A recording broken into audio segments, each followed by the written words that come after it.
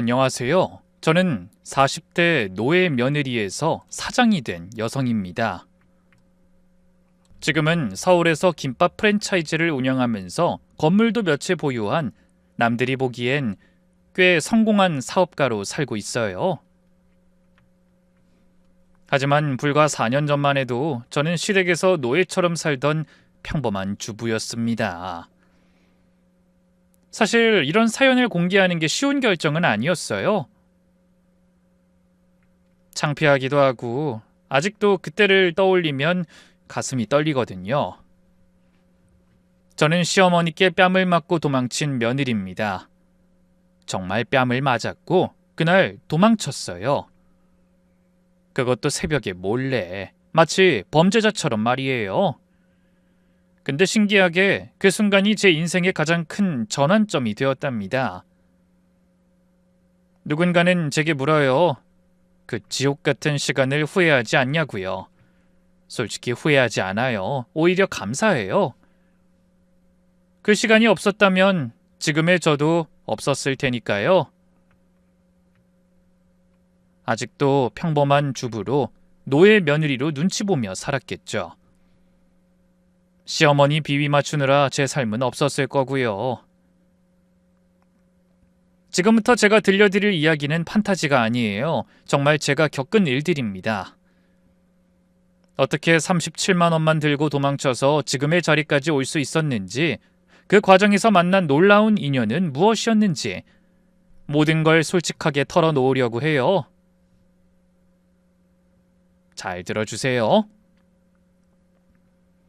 저는 충북 제천의 작은 마을에서 태어났어요.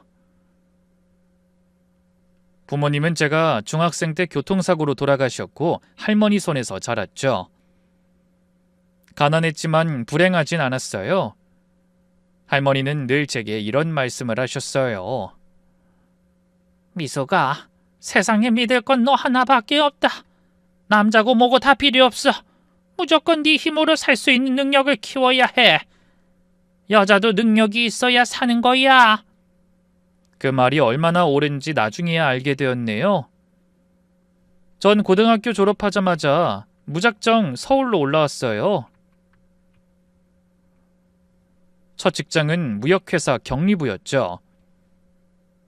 월급 60만 원으로 시작했는데 고시원 월세 내고 나면 생활비가 빠듯했어요. 그래도 행복했답니다. 할머니 말대로 제 힘으로 번 돈이었으니까요. 성격이 원래 꼼꼼하고 성실한 편이라 일을 잘한다는 소리를 많이 들었어요. 야근도 마다하지 않았고 주말에도 필요하면 나가서 일했죠. 그렇게 10년을 일하니 과장이 되었고 월급도 많이 올랐어요. 전 저축이 취미였어요. 정말이에요. 통장 잔고가 늘어나는 걸 보는 게 그렇게 즐거울 수가 없었거든요. 명품백이나 비싼 옷에는 관심이 없었고 점심에 도시락 싸서 다녔죠. 동료들이 놀라기도 했지만 그런 말들은 크게 신경 쓰지 않았어요. 미숙 씨는 도대체 돈을 모아서 뭐 하려고 그래? 그냥요, 든든하잖아요. 통장에 돈이 있으면. 그렇게 모은 돈이 1억이었어요. 35살에 1억을 모았다는 게 믿기지 않으시죠? 하지만 정말 10년 동안 정말 악착같이 모았거든요. 그 돈이 나중에 하루아침에 어떻게 날아갔는지 생각하면 참... 그래도 결혼 전까진 정말 평범한 삶이었어요. 아침에 출근해서 밤 늦게까지 일하고 주말엔 집에서 책 읽거나 영화 보고 가끔 할머니 생각이 나면 제천에 내려가서 산소에 다녀오고 그게 유일한 여행이었죠. 그때는 정말 평범한 일상이 영원할 줄 알았어요. 사람 하나 잘못 만나서 180도 바뀔 줄은 꿈에도 몰랐죠. 36살이 되던 해 봄이었어요. 회사 선배가 소개팅을 주선했죠. 야, 미숙아, 너도 이제 결혼 좀 해야 하지 않겠니? 괜찮은 사람 있는데 한번 만나볼래? 남편을 처음 만난 건 종로의 한 찻집이었어요. 첫인상은 나쁘지 않았어요. 깔끔한 차림에 부드러운 말투, 예의 바른 태도, 중소기업 부장이라고 했고 나이는 저보다 3살 많은 39이었죠. 미숙 씨, 듣던 대로 정말 미인이시네요. 사진보다 실물이 훨씬 더 예쁘시네요. 감사해요. 과찬이세요. 일을 정말 열심히 하신다고 들었어요. 전 능력 있는 여자분이 좋더라고요. 그때는 그 말이 칭찬으로 들렸어요. 나중에 알고 보니 능력 있는 여자라는 게 돈 많은 여자를 의미하는 거였지만요. 그래도 남편을 몇 번 만나보니 나쁘지 않았어요. 성격도 순하고 다정했고 배려심도 있었죠. 특히 어머니를 극진히 모신다는 얘기에 호감이 갔어요. 주변에서도 효자라고 소문이 자자하더라고요. 우리 엄마 정말 대단한 분이시거든요. 미숙 씨도 만나보면 좋아할 것 같아요. 교제 3달 만에 시어머니를 만났어요. 그것도 제가 몇 번 미뤄서 그렇게 된 거였죠. 첫 만남은 남편 집에서였어요. 시어머니는 겉으론 무척 친절했어요. 어머, 참하고 예쁜 아가씨네. 우리 아들이 이런 사람 만나려고 여태 혼자였나 봐. 안녕하세요, 어머님. 잘 봐주셔서 감사드려요. 벌써 어머님이라고 부르네. 마음에 드네. 하지만 제 손을 잡으며 말하는 순간 소름이 돋았어요. 저를 보는 그 눈빛이 뭐라고 표현하기가 힘들었어요. 얼굴을 위아래로 뚫어져라 보는데 눈빛이 너무 매서웠죠. 근데 집은 있니? 직장은 다닌다고 들었는데 월급은 얼마나 돼? 아이, 엄마, 첫 만남에 그런 건 좀...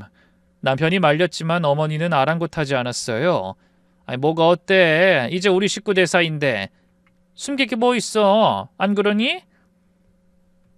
그날 시어머니는 제 재산 상태를 속속들이 캐물었어요. 결혼식은 그해 가을에 올렸어요.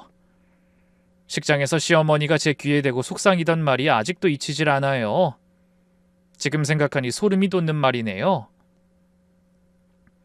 이제 내 사람이 됐네. 그땐 그냥 환영 인사련이 했는데 지금 생각해보면 그건 소유 선언이었어요. 제가 이제 시어머니의 소유물이 되었다는 거나 다를 바 없는 말이었죠. 신혼 첫 1년은 꿈 같았어요. 남편도 잘해줬고 시어머니도 자주 만나지 않으니 큰 문제가 없었죠. 또 제가 모아놓은 돈이 꽤 있어서 전세로 집 마련하는 것도 어렵지 않았고요. 여보, 오늘 뭐 먹고 싶어? 내가 저녁 해놓을게. 당신이 해주는 거면 다 좋아. 그때만 해도 평범한 신혼부부처럼 살았어요.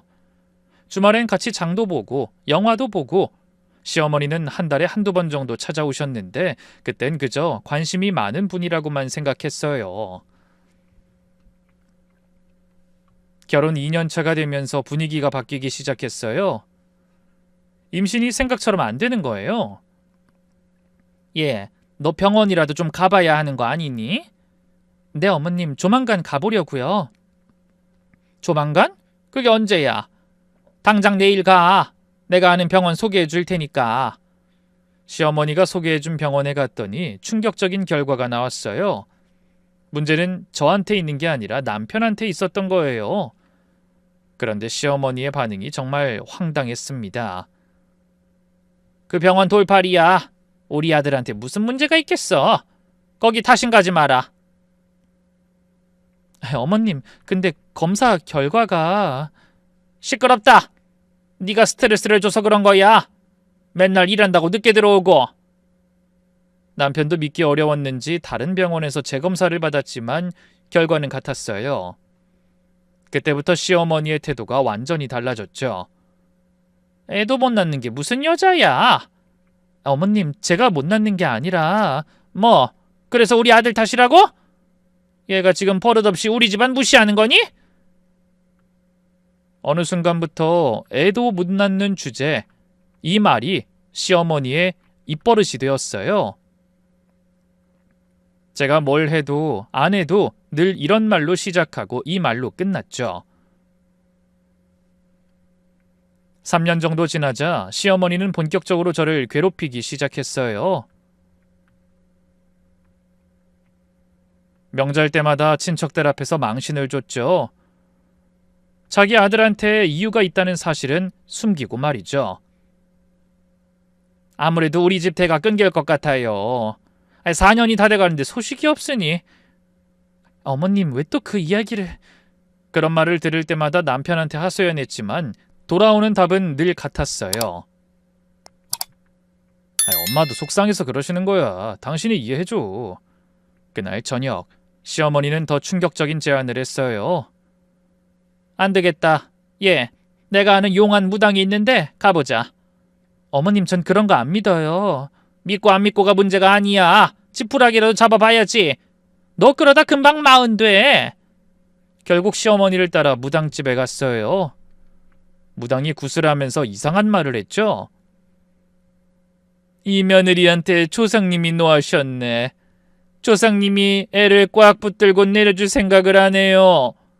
네? 그럼 어떻게 해야 하나요? 큰 굿을 해야 할 것 같은데. 조상들 달래줘야죠. 3천 정도 들 거니까 준비해 오세요. 3천이라뇨. 제정신이 아니었어요. 근데 시어머니는 당장 날 잡자고 하더라고요. 어머님, 3천은 너무 큰 돈이에요. 너 지금 애 낳는 게 중요해? 돈이 중요해? 그날부터 시어머니의 미신 치료가 시작됐어요. 부적을 붙이고 이상한 약을 먹이고 심지어 묘지 이장까지 시켰죠. 그런데 그 돈은 다 우리 통장에서 나갔죠. 나중에 임신을 포기할 때가 되자 시어머니는 대놓고 절 무시하기 시작했어요. 넌 며느리로서 반밖에 못하는 거야. 그러니까 일이라도 2배로 해. 더는 참을 수가 없어서 저도 모르게 참고 참다가 결국 소리를 지르고 말았죠. 어머님, 병원 검사 결과 보셨잖아요. 제 문제가 아니라고요. 왜 자꾸 그러세요?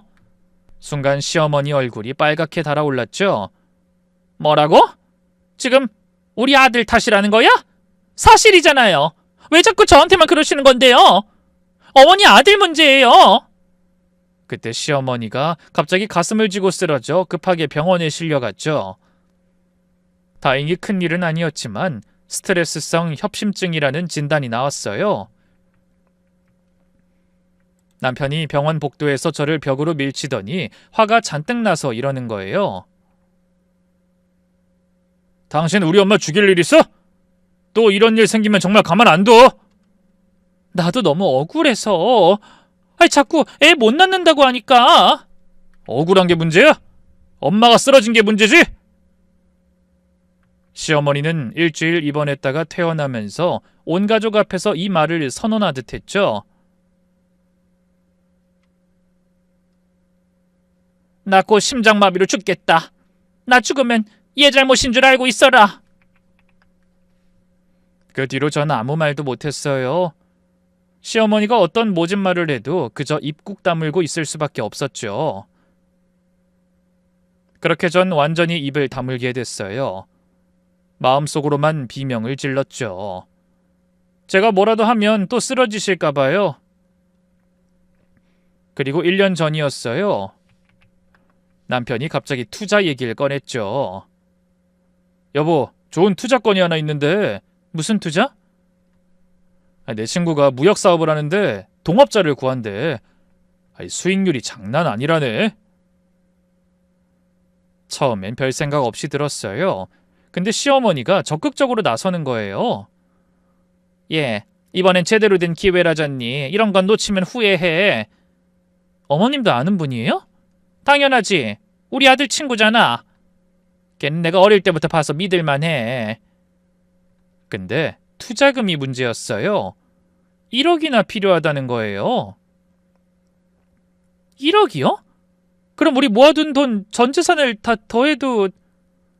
그러니까 더 대박 나는 거지. 전 재산 투자할 만큼 확실하다고 그러잖니.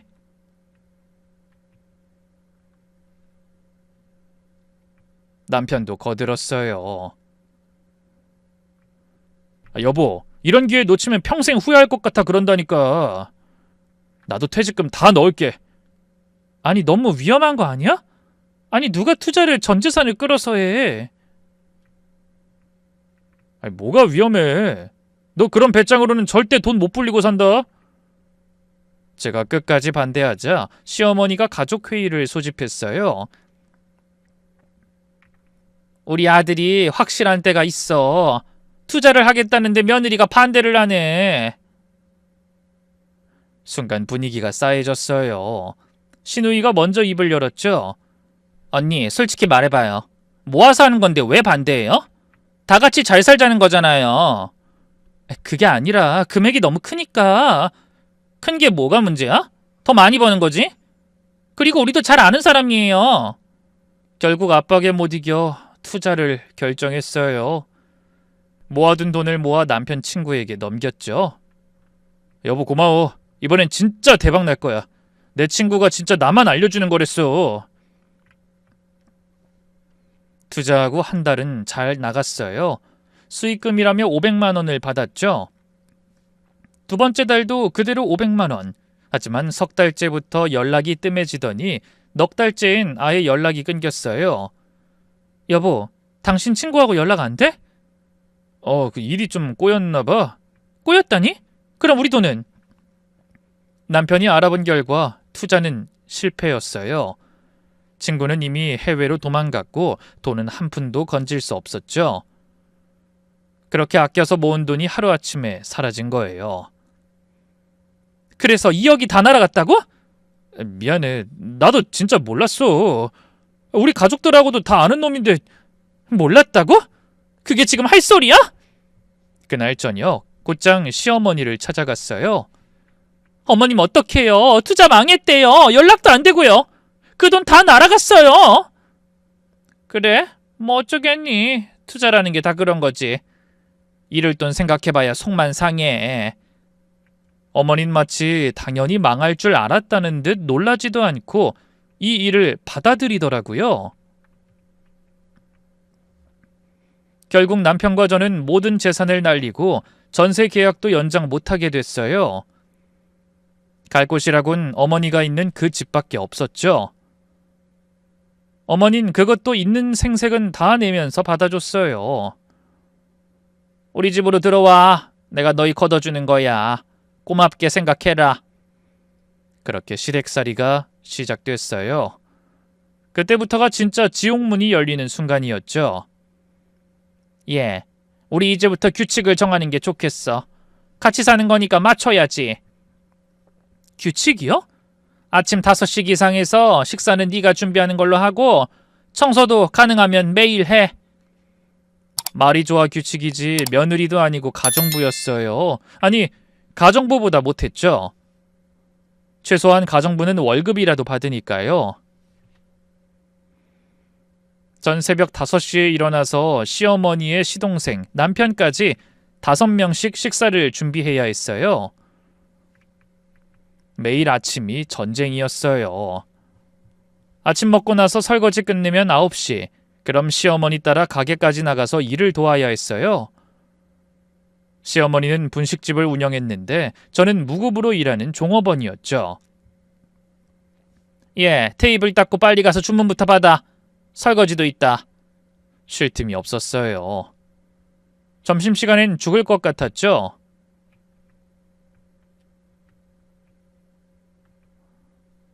하루 종일 서서 일하니 다리가 퉁퉁 부었어요. 저녁마다 온몸을 파스로 도배하고 자도 소용이 없을 정도였죠. 그러다가 저녁엔 가게 문 닫고 집에 오면 또 저녁 준비, 저녁 먹고 설거지하고 빨래하고 제가 겨우 의자에 잠깐 앉거나 쉴 수 있는 시간은 12시가 넘어서 잘 때뿐이었죠. 남편은 어떻게 했냐고요? 더 열불나는 게 모른 척했어요. 그게 더 나빴죠. 여보, 엄마 말 좀 잘 들어줘. 괜히 나까지 피곤하게 하지 마. 나도 사람이야. 나 이렇게 계속 살 순 없어. 그럼 나가. 엄마가 우리 먹고 재워주는 거 고맙게 생각해야지. 그 말이 가슴에 비수처럼 꽂혔어요. 시댁살이 6개월째 되던 날 사건이 터졌어요.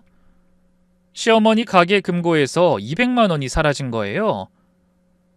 시어머니는 찾아볼 생각도 안 하고 일단 저부터 부르더라고요. 예, 네가 저번에 여기 금고 열어보지 않았어? 네? 전 비밀번호도 모르는데요? 거짓말하지 마. 너 말고 누가 있어? 나 아니면 너뿐인데. 그날 저녁 시어머니는 친척들을 다 불러 모았어요. 마치 재판 같았죠. 미수가 솔직히 말해. 돈 필요해서 그랬지? 어머님 전 안 그랬어요. 아니라고 몇 번을 말씀드려요. 그럼 돈이 혼자 발이 달려서 걸어나갔을까? 남편한테 살려달라는 눈빛을 보냈지만 고개를 돌렸어요. 여보, 나 억울하다고 말 좀 해줘. 알잖아. 내가 그런 짓 할 사람 아니잖아. 엄마가 그렇다는데 뭘. 나도 모르지. 내가 가게에 있었던 것도 아니고. 그때 신우이가 좋은 방법을 찾았다는 듯 말했어요. 엄마, 그럼 CCTV 확인해봐요. 그럼 되겠네. 아, 맞다. CCTV. 다음날 CCTV를 확인했어요. 범인은 시어머니 본인이었어요. 깜빡하고 금고에서 돈을 꺼냈던 걸 잊었던 거죠. 그런데도 사과는커녕 또 제 탓이었어요. 어머, 내가 꺼냈구나. 근데 너도 참 답답하다. 억울하면 진작 CCTV 보자고 했어야지. 그래도 우리 며느리 합격이다. 네가 얼마나 참을성이 있나 시험한 건데 합격이야. 정말 말도 안 되는 미친 소리였지만 누구도 시어머니한테 뭐라 하지 않았어요. 며칠 후 더 충격적인 일이 일어났어요. 신용카드 명세서를 받았는데 제가 쓰지도 않은 300만 원이 결제돼 있었어요. 투자 실패로 전보다 더 아껴서 사는 생활에 그런 돈을 제가 쓸 리가 없어서 눈이 커지더라고요. 이게 뭐지? 내역을 확인해보니 백화점, 귀금속점, 갈비집까지 다 시어머니가 쓴 거였어요.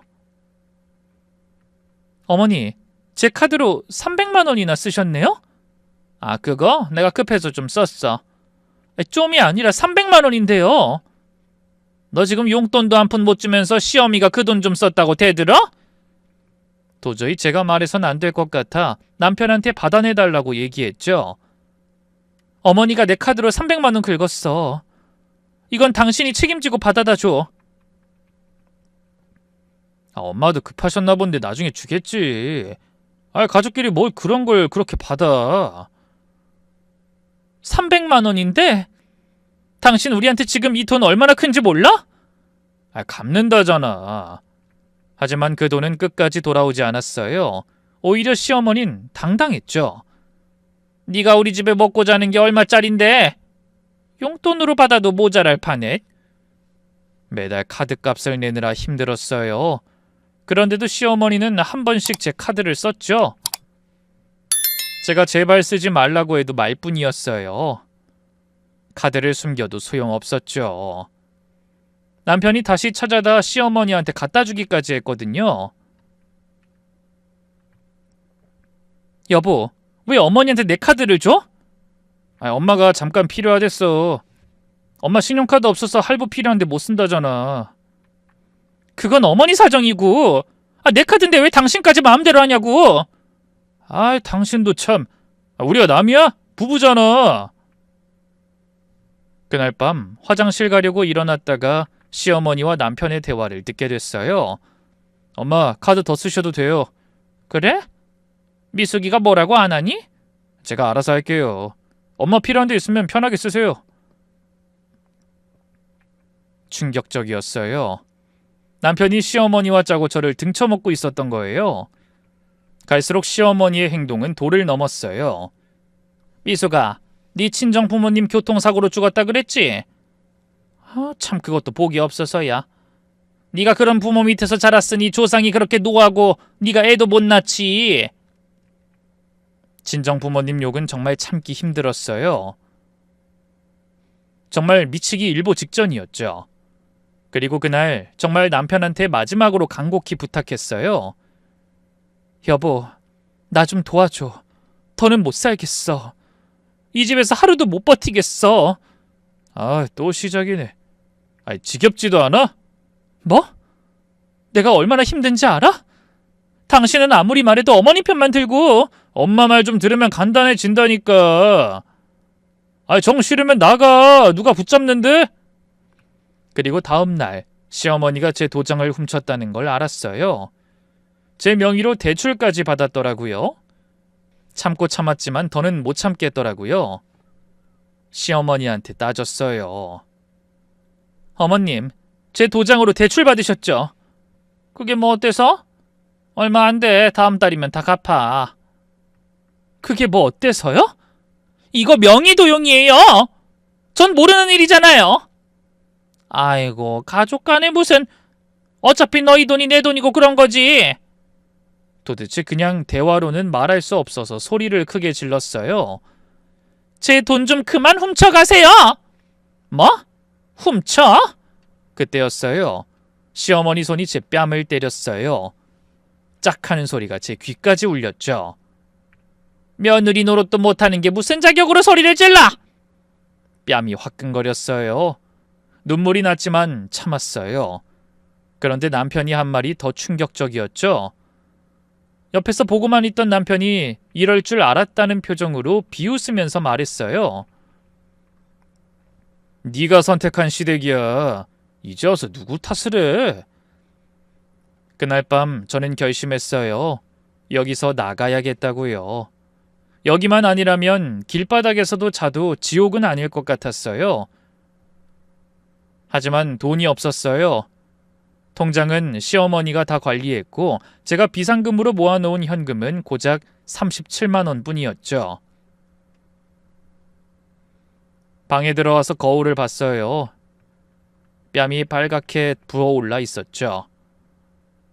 그런데 더 충격적인 건 제 눈이었어요. 죽은 사람의 눈 같았어요. 빛이라곤 하나도 없는 그냥 텅 빈 눈. 이게 나야? 너 왜 이렇게 됐냐, 정미수? 거울 속 제 모습이 낯설었어요. 36에 열심히 일하던 당당한 커리어 우먼은 어디 가고 40 넘은 초라한 아줌마만 남아있었죠. 전 조용히 방문을 잠그고 짐을 싸기 시작했어요. 많이 가져갈 수도 없었어요. 작은 백팩 하나에 옷 서너 벌, 속옷 몇 장, 세면도구, 그리고 숨겨둔 현금 37만 원. 이 돈으로 뭘 할 수 있을까? 막막했지만 여기 있다간 정말 죽을 것 같았어요. 아니, 이미 죽은 거나 마찬가지였죠. 새벽 2시까지 기다렸어요. 다들 잠든 소리가 들렸죠. 시동생 코 고는 소리, 게임하다가 찾아온 정적, 그리고 거실에서 들리는 시어머니와 남편의 대화 소리. 문틈으로 들어보니 두 사람 사이에 충격적인 대화가 오가고 있었어요. 엄마 잘했어요. 그렇게 강하게 나갈 필요가 있어요. 한 대 맞으니까 조용히 지내. 그럼 저런 건 강자 앞에서 약한 법이야. 때려야 말을 듣는다니까. 시어머니가 제 뺨을 때린 게 무슨 영웅담이라도 되는 것처럼 웃으며 대답했죠. 근데 엄마, 우리 그 투자권 정말 엄마가 좀 챙긴 거 있어요? 당연하지. 내가 반은 챙겼어. 쟤는 절대 모르게 해라. 역시 우리 엄마 최고다. 근데 그 돈으로 뭐 하실 거예요? 일단 적금 넣어뒀어. 나중에 너 재혼하면 그 돈 쓰게. 재혼이요? 그래. 어차피 쟨 애도 못 낳잖아. 조금 더 하면 아마 지가 못 견뎌서 나갈 거야. 다리가 풀려서 주저앉을 뻔했어요. 모든 게 계획적이었던 거예요. 투자 실패도, 괴로운 시댁살이도 모든 게 날 내쫓기 위한 시나리오였던 거죠. 그때 시어머니가 소름 끼치는 말을 했어요. 설사 도망가도 다시 올 거야. 쟤는 겁이 많아서 아무것도 못해. 첫째도 그랬잖아. 역시 엄마 대단해. 형수도 5년 만에 나가지 않았어요? 그래도 오래 버텼네. 시댁에서 형님에 관한 이야기는 처음 듣는 얘기였어요. 그들의 대화는 계속됐어요. 미숙이 쟤도 저러다가 조만간 나갈 거야. 내쫓을 테 아주 거지 만들어서 내보내야지. 너 혹시라도 위자료 줄 생각하지 마. 애도 못 낳는 년한테 뭘 돈까지 챙겨줘. 알겠어요. 근데 엄마, 요즘 보면 완전히 엄마한테 복종한 것 같던데요? 겉으로만 그래. 속은 아직 안 죽었어. 눈 봐라. 아직 도끼가 있어. 시어머니 말이 맞았어요. 전 아직 죽지 않았죠. 그들의 대화를 듣고 없던 도끼가 다시 치밀어 올랐죠. 이 집안에서는 더 싸우고 말 것도 없었어요. 하루라도 여기 더 있다간 빚만 늘어서 인생이 밑바닥까지 내려앉을 것 같았거든요. 더 올라올 수도 없게 만드는 것이 이들의 계획이었으니까요.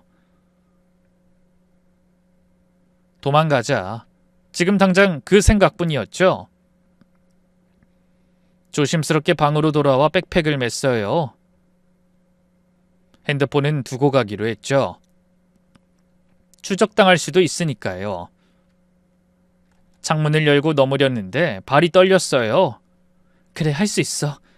여기서 죽느니 나가서 죽자. 창문을 넘어 마당에 착지했어요.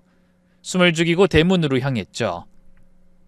문 여는 소리가 크게 들렸어요. 잠시 멈춰서 귀를 기울였어요. 다행히 아무 반응이 없었죠. 대문을 나서자 찬바람이 얼굴을 때렸어요. 새벽 공기는 차가웠지만 오히려 정신이 번쩍 들었어요. 하지만 막막했죠. 37만 원을 들고 친정도 없어서 갈 곳도 없는 상황. 일단 앞만 보고 걸었어요. 무작정 걷다 보니 눈물이 났어요. 서러워서, 억울해서, 무서워서요. 엄마, 아빠, 저 어떡해요? 이제 어떡하면 좋아요? 죽은 부모님을 부르며 한참을 울었어요. 버스 정류장에서 첫 차를 기다렸어요. 멀리, 최대한 멀리 도망가고 싶었거든요. 스마트폰도 없이 정말 막막했어요. 그래도 포기할 순 없었죠. 역 대합실 의자에 앉아서 생각했어요. 일단 잘 곳을 구해야 했어요. 37만 원으로 버틸 수 있는 곳, 고시원이었죠. 첫날은 찜질방에서 잤어요. 10,000원짜리 입장료가 아까웠지만 어쩔 수 없었죠. 뜨거운 물에 몸을 담그니 그제야 실감이 났어요. 나 정말 거기서 도망쳐 나왔구나. 그리고 결심했죠. 죽는 날까지 다신 돌아가지 않는다. 죽어도 안 돌아가겠다고요. 다음 날 아침, 역 앞 부동산을 돌아다니며 고시원을 찾았어요. 말도 안 되는 2평짜리 작은 방이었지만 그곳이 제 성이었어요. 고시원 방에 들어가서 문을 잠그는 순간 안도감과 막막함이 동시에 밀려왔죠. 침대에 앉아서 한참을 멍하니 있었어요. 이제 뭘 해야 하지? 일단 짐을 풀기로 했어요. 천장을 보니 눈물이 또 났죠. 서럽고 억울했지만 한편으론 후련했어요. 짐을 풀다 보니 시어머니 분식집에서 일할 때 매일 입던 앞치마를 제가 실수로 챙겨왔더라고요. 근데 앞치마 주머니에서 뭔가 걸리적거리는 게 있었어요. 주머니를 뒤져보니 작은 명함 하나가 나왔어요. 정미숙님께. 명함을 뒤집어 보니 박영이라는 이름과 전화번호, 그리고 뒷면에 이런 메모가 적혀 있었죠. 힘들 때 꼭 연락 주세요. 저도 그 집 며느리였습니다. 손이 떨렸어요. 누가, 언제 이걸 여기에 넣어둔 걸까 싶었죠. 분식집에 왔던 단정한 중년 여성이 떠올랐어요. 밖에서 한참 서 있다가 시어머니가 없을 때 들어와서 김밥을 먹었죠. 그때도 저를 계속 지켜봤었는데 망설이다가 공중전화로 전화를 걸었어요. 사실 이런 게 사기일 수도 있고 함정일 수도 있지 않을까 고민했지만 지금 제 상황에서 더 나빠질 게 뭐가 있겠어요? 남은 돈은 딱 2만 원 뿐인데요. 공중전화로 전화를 걸었어요. 신호음이 길게 이어졌죠. 여보세요? 품이 있는 여성의 목소리였어요. 저 정미숙이라고 하는데요. 저한테 혹시 명함을 아, 네, 연락 주셨네요. 그 집에선 무사히 나오신 거죠? 네, 근데 어떻게 제가 나온 걸... 시어머니가 동네방네 소문내고 다니더군요. 배은망덕한 며느리가 도망갔다고. 그럼 혹시 지난주에 김밥 드시러 오셨던... 맞아요. 그때 표정 보고 알았어요. 곧 나오겠구나. 내가 딱 10년 전에 그랬거든요. 지금 어디세요? 더 긴 이야기는 만나서 하시죠. 제가 그쪽으로 갈게요. 1시간 후 고시원 근처 카페에서 박영희 씨를 만났어요. 참 인연이 신기하네요. 저도 그 집 며느리였어요. 첫째 며느리요. 정말요? 저도 똑같았어요. 그 여자 때문에 전 재산 날리고 도망쳤죠. 아직도 그때만 생각하면... 제 형님이었던 박영희 씨가 핸드백에서 봉투를 꺼내서 제 앞에 밀어줬어요. 그런데 봉투 안에는 돈이 들어있었죠. 언뜻 봐도 몇 천은 돼 보이는 액수였죠. 죄송하지만 이건 못 받겠어요. 너무 큰 돈이에요. 아, 일단 이것부터 받으세요. 사람 살고 보는 게 먼저잖아요. 눈물이 왈칵 쏟아졌어요. 누군가 절 이렇게 선뜻 도와준다는 사실이 고맙더라고요. 왜 저를 이렇게까지 도와주시는 거예요? 저도 겪어봐서 아니까요. 다시 돌아가지 않으려면 본인 힘으로 서야 하잖아요. 박영희 씨는 더 충격적인 이야기를 들려줬어요. 그 시어머니는 계획적으로 며느리들을 망가뜨려요. 저 말고 한 사람 더 있었는데 우울증으로 자살했어요. 수법은 늘 같아요. 먼저 재산을 빼앗고 노예처럼 부려먹고 정신적으로도 망가뜨리죠. 그리고 며느리가 도망가면 새로운 며느리를 들이는 거죠. 온몸에 소름이 돋았어요. 그럼 이런 게 한 번이 아니라는 거네요? 경찰에 신고라도 소용없어요. 가정사라고 하면 끝이죠. 이런 일은 증거도 없고요. 그럼 어떻게 해야... 성공하세요. 그게 최고의 복수예요. 그 여잔 며느리들 파괴하는 게 취미예요. 제 인생도 망가뜨렸고 당신 인생도 망가뜨렸죠. 하지만 우린 살아남았잖아요. 이제 당신이 증명해 보이세요. 우리가 얼마나 강한지. 그리고 성공하면 꼭 그들에게 보여주세요. 얼마나 잘 살고 있는지. 그리고 이 돈은 성공해서 그때 갚는 거예요.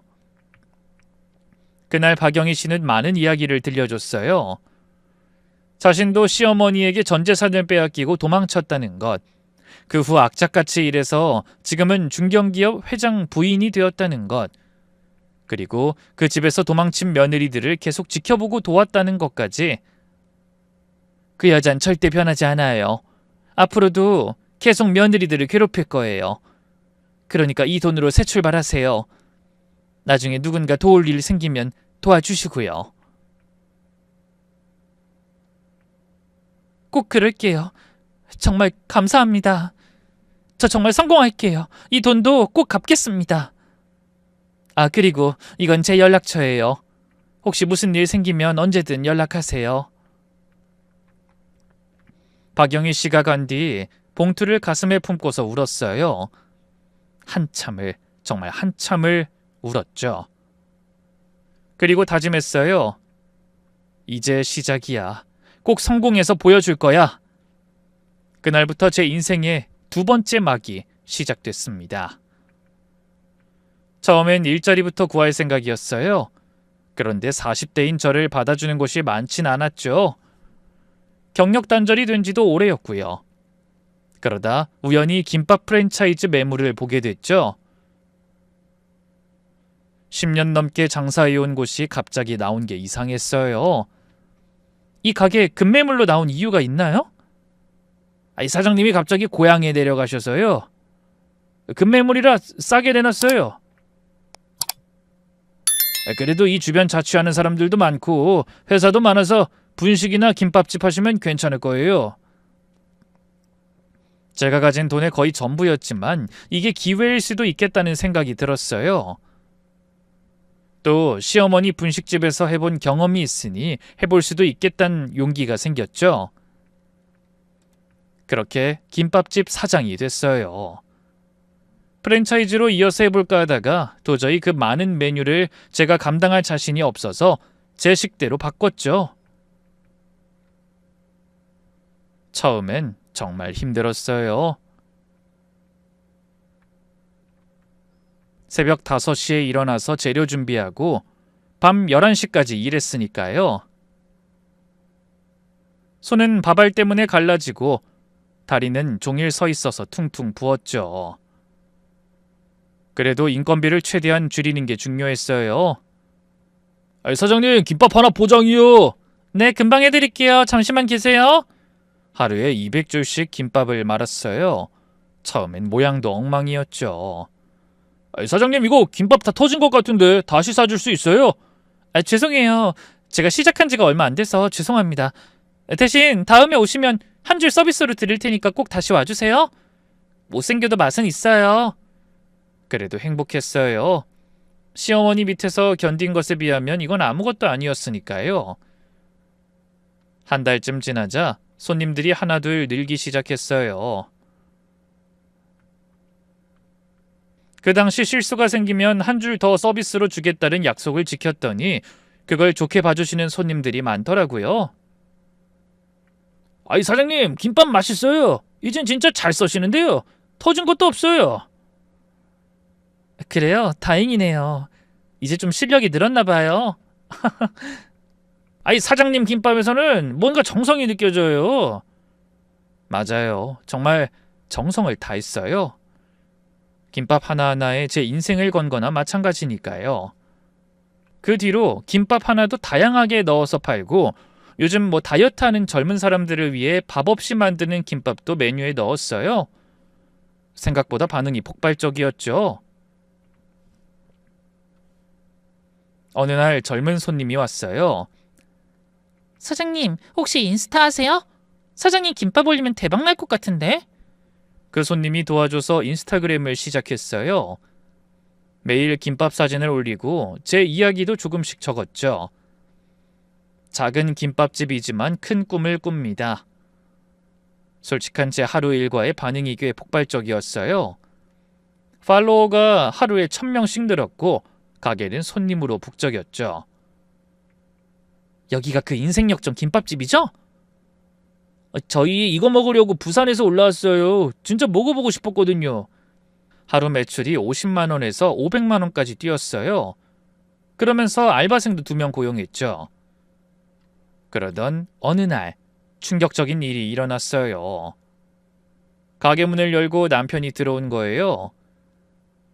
당신 찾기 힘들더라. 남편이 비웃으며 들어왔어요. 6개월 만에 보는 얼굴이었죠. 어떻게 여길... 유명하던데? 당신 보고 싶었어. 참 재밌어. 겨우 김밥 싸고 있는 거야? 손님들이 있어서 목소리를 최대한 낮추고 조용히 말했어요. 나가줘. 여긴 내 가게야. 내 가게? 웃기네. 네가 가진 게 뭐가 있다고. 누가 사장 행세하면 속을 줄 알아? 남편이 손님들을 보면서 큰 소리로 말했어요. 여러분, 이 여자가 제 아내예요. 시어머니 때리고 도망간 여자예요. 뭐라고? 지금 뭐 하는 짓이야? 사실이잖아. 엄마가 병원에 입원했어. 당신 때문에 쓰러지셨다고. 손님들이 수근거리기 시작했어요. 하지만 남편은 보란듯이 더 소리쳤죠. 이 여자한테 속지 마세요. 남편 돈 훔쳐서 도망간 도둑이에요, 도둑. 그때 한 손님이 일어섰어요. 단골 손님으로 오는 김 사장이었죠. 아저씨, 이 사장님 본지 1년 됐는데 그런 사람 아니에요. 경찰 부를까요?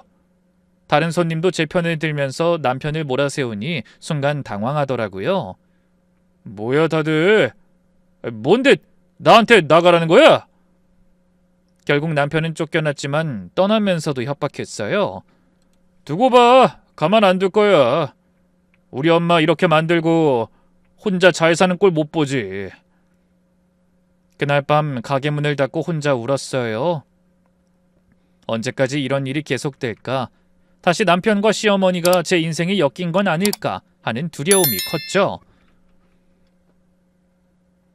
다음 날은 가게 앞에 시어머니까지 와서 확성기를 들고 서 있는데 기가 막혔죠. 여러분, 이 가게 주인은 시어머니를 버린 나쁜 며느리입니다. 저 여자가 내 아들 돈 2억을 훔쳐서 도망갔어요. 그것도 모자라서 시어머니를 때리기까지 했습니다. 제가 말려도 시어머니는 멈추지 않았죠. 경찰이 와서야 끝이 났어요. 이 여자가 내 며느리예요. 도망간 며느리라고요. 아이, 그래도 이러시면 안 돼요. 가세요. 시어머니가 끌려가면서도 소리쳤어요. 두고 봐. 네가 버틴다고 되는 줄 알아? 그때 박영희 씨한테 전화가 왔어요.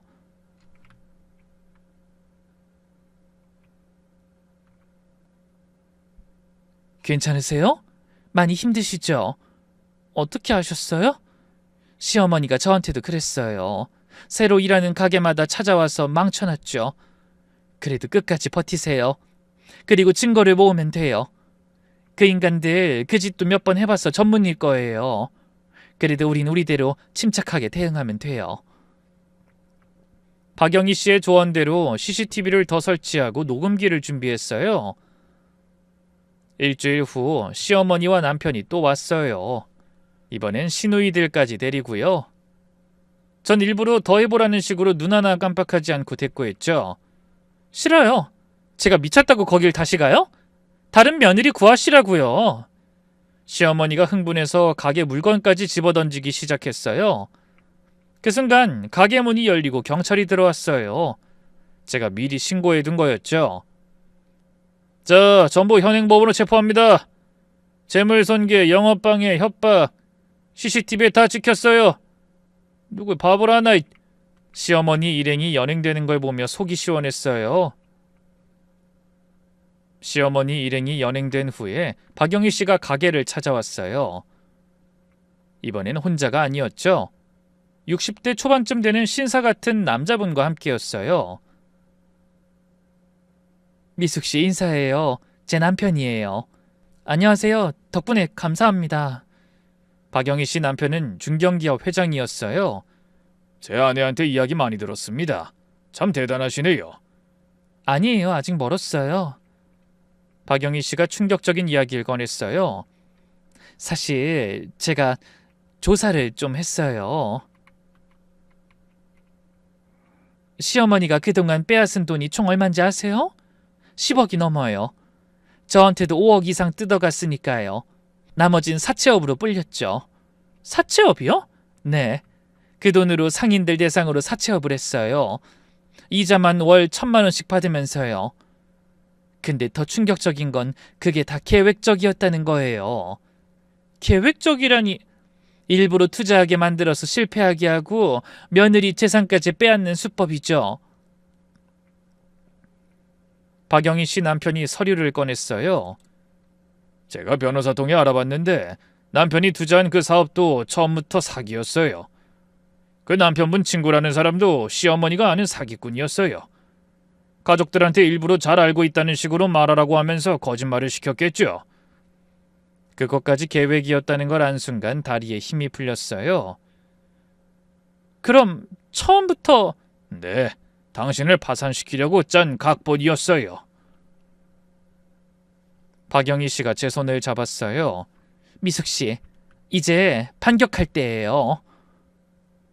증거는 충분해요. 고소하면 이길 수 있어요. 하지만 망설여졌어요. 제가 그런 인간들과 싸울 만한 힘이 있는지 의심스러웠죠. 그래도 제가 그런 건 해본 적이... 당신은 피해자예요.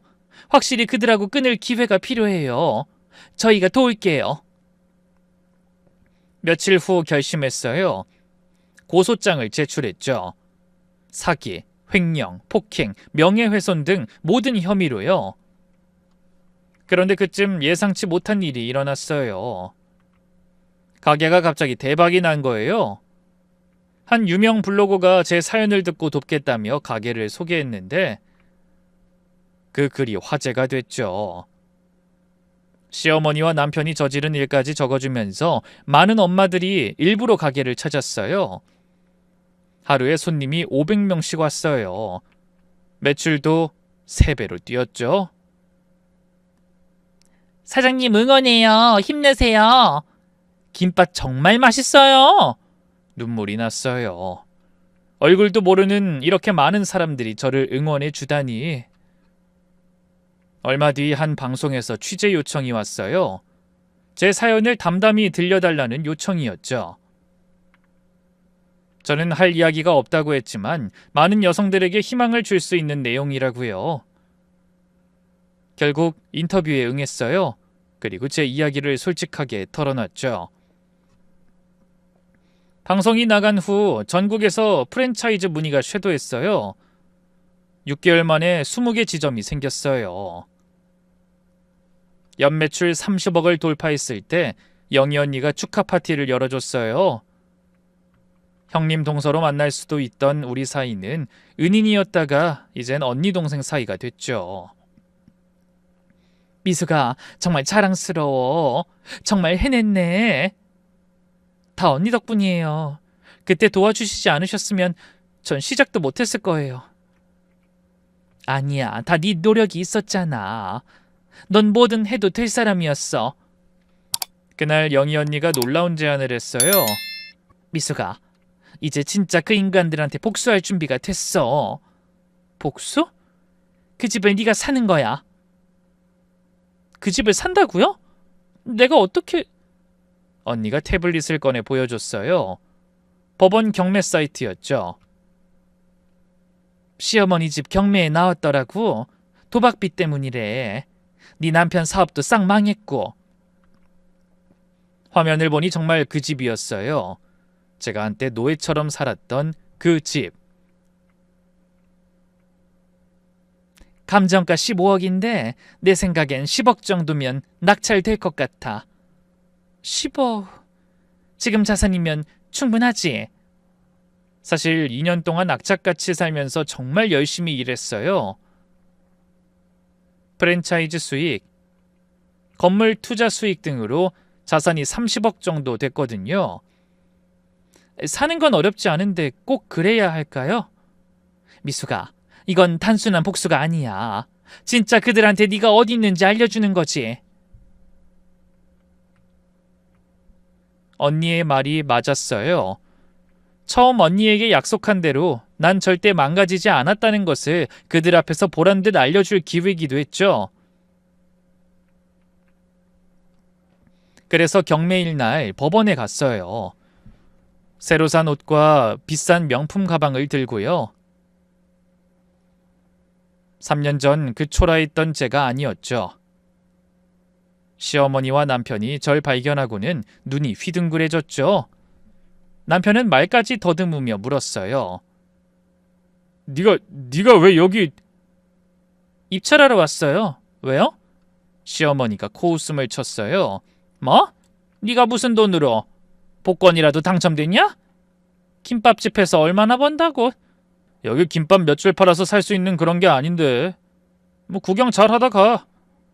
전 침착하게 웃으면서 대답했어요. 두고 보시면 알겠죠. 김밥도 몇 줄을 파는지에 따라 다르니까. 잠시 뒤 경매가 시작됐어요. 다른 입찰자들이 가격을 올리기 시작했죠. 시어머니는 그걸 보면서 안절부절 못했어요. 제가 손을 들었어요. 12억! 경매실이 조용해졌어요. 시어머니와 남편은 믿을 수 없다는 표정으로 저를 쳐다봤죠. 안 돼! 저긴 우리 집이야! 남편이 벌떡 일어났어요. 정미숙 씨, 자금 확인 완료. 12억 없으십니까? 낙찰! 망치 소리가 울리자 시어머니가 주저앉았어요. 안 돼! 안 돼!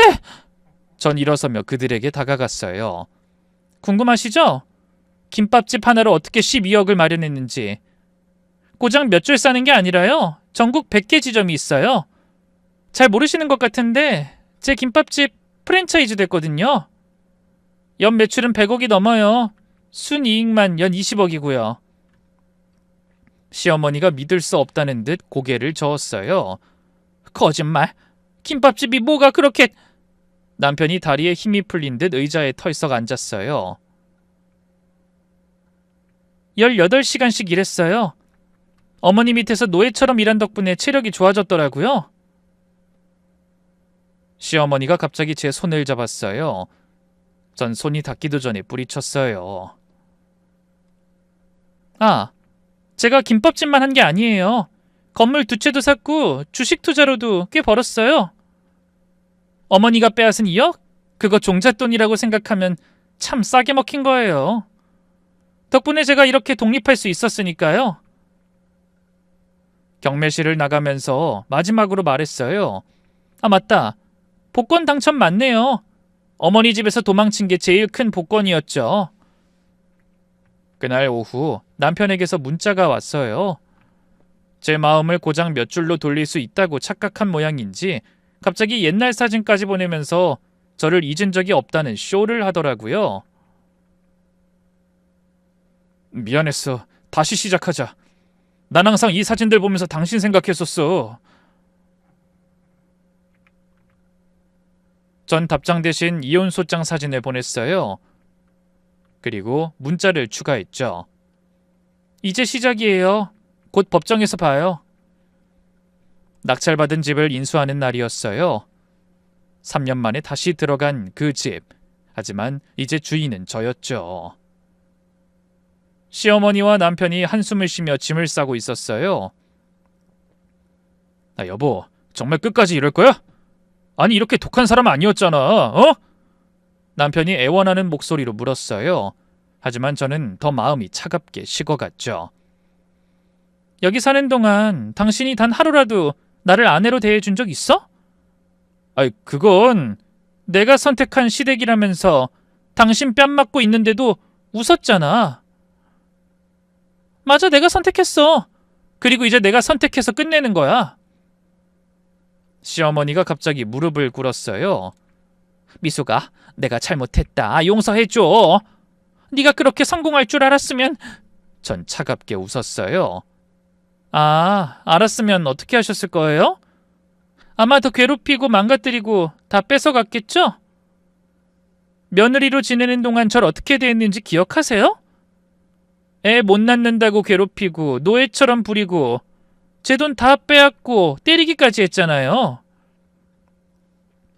제가 준비한 서류를 꺼냈어요.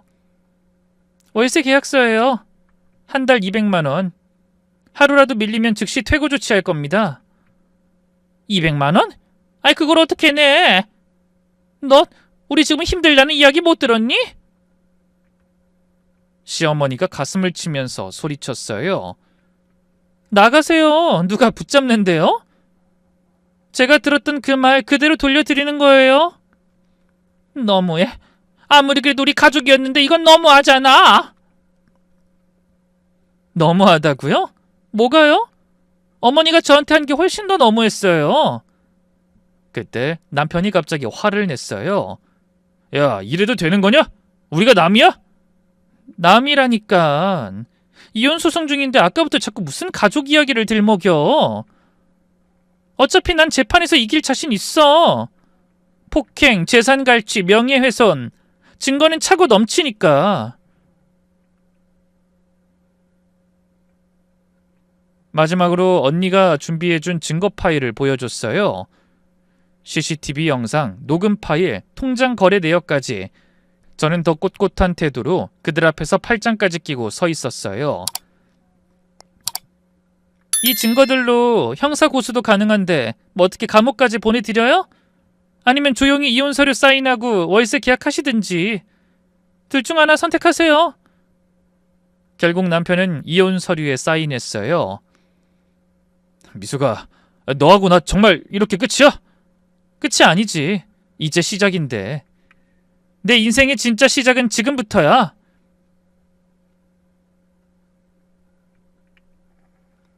시어머니가 마지막으로 독서를 퍼부었어요.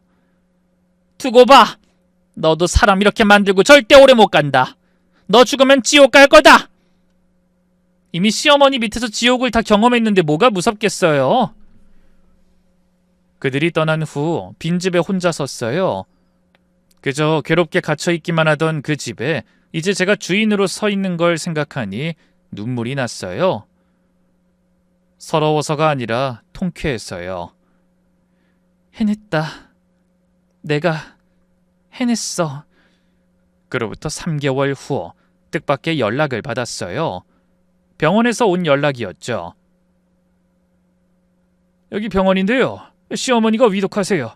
며느리를 찾으시는 듯. 고민했어요. 가야 할까 말아야 할까. 그래도 마지막은 봐야 할 것 같더라고요. 병원에 갔더니 시어머니는 많이 야위어 있었어요. 암이 온몸에 퍼졌다고 했죠. 왔니? 왔구나. 네. 미안해. 정말 미안해. 순간 마음이 약해질 뻔했어요. 하지만 시어머니의 다음 말에 다시 정신이 들었죠. 네가 이렇게 성공할 줄 알았으면 내가 너한테 잘했을 텐데. 결국 끝까지 반성은 없었어요. 후회하는 건 저를 괴롭힌 것이 아니라 제가 성공할 줄 몰랐다는 것뿐. 돈이 될 줄 알았으면 이렇게 안 했겠다는 후회더라고요. 어머니, 전 절대 용서 못해요. 하지만 편히 가세요. 이젠 미워하지도 않을게요. 병실을 나오는데 남편이 있었어요. 엄마 만나줘서 고마워. 엄마 떠나기 전에 용서해준 것도 고맙고. 나 용서 안 했어. 그냥 미워하지 않기로 한 거지. 어? 미워하지 않는 건 그냥 있는 거야. 시어머니도 당신도. 이제 내 인생에서 잊혀질 사람들이라고. 그러니까 아무 감정도 없이 그렇게 두는 것뿐이야. 용서는 없어. 그게 마지막이었어요. 일주일 후 시어머니는 세상을 떠났고 장례식장엔 가지 않았어요. 인생 역전이라고 사람들은 그렇게 말하지만 전 똑같은 일상을 살려고 노력 중이에요. 하지만 매일 아침 6시면 1호점에 출근해서 직접 김밥을 말아요. 하나하나 정성껏. 이곳을 처음 열던 그날처럼 말이죠. 대표님, 왜 직접 하세요? 굳이 안 나오셔도 되는데. 이게 제 시작이었으니까요. 초심을 잃기 싫어서요. 영희 언니는 이제 제 가장 친한 친구가 되었어요. 매주 만나서 우리가 돕고 기부할 수 있는 다양한 방법들을 논의하고 있어요. 미수가, 이번엔 쉼터를 더 늘려보는 게 어때? 더 많은 여성들을 도울 수 있잖아. 이제 전국적인 조직으로 커나가고 있어요. 매년 500명의 여성을 돕고 있죠.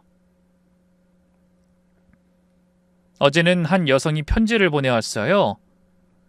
대표님 덕분에 새 인생을 살고 있어요. 이제 제가 다른 사람을 도울 차례 같아요. 이런 편지를 받을 때마다 가슴이 뭉클해요.